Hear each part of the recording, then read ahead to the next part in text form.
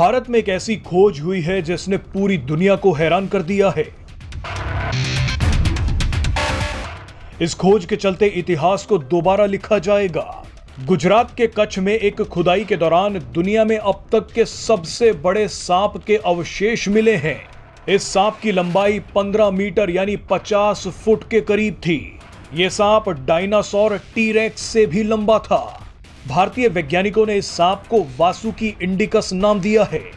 हिंदू पौराणिक कथाओं के मुताबिक वासुकी भगवान शिव के गले में मौजूद सांप का नाम था। ये वही सांप है जिसका जिक्र समुद्र मंथन में आता है। इसी की मदद से मंदार पर्वत को मथनी की तरह घुमाया गया था, जिसके बाद समुद्र से अमृत और विष जैसी कई महत्वपूर्ण चीजें निकली थीं।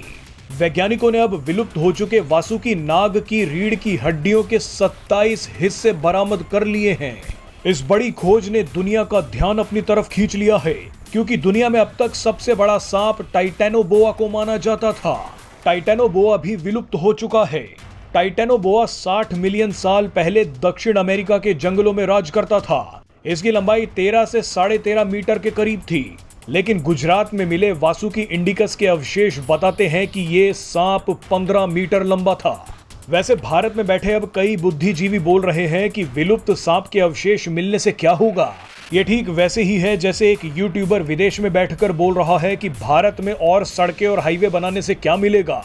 अब इनकी बुद्धि के बारे में हम कुछ नहीं कह सकते, लेकिन ये बात पक्की है कि हाईवे से भी भारत को फायदा मिलेगा और वासुकी इंडिकस से भी। वासुकी इंडिकस का इस्तेमाल टूरिज्म को बढ़ाने के लिए किया जा सकता है।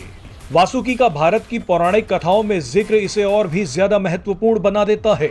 आप देखिए कि अमेरिका ने डायनासोर्स के नाम पर कितना बड़ा टूरिज्म सेक्टर बना दिया है।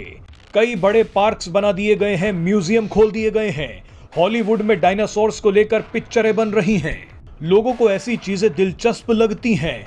बच्चे तो इनके लिए हमेशा आकर्षित रहते हैं। ऐसे में वासुकी इंडिकस भी भारत के लिए एक बड़ा मौका है। खुद विदेशी मीडिया इसके बारे में बोल रही है।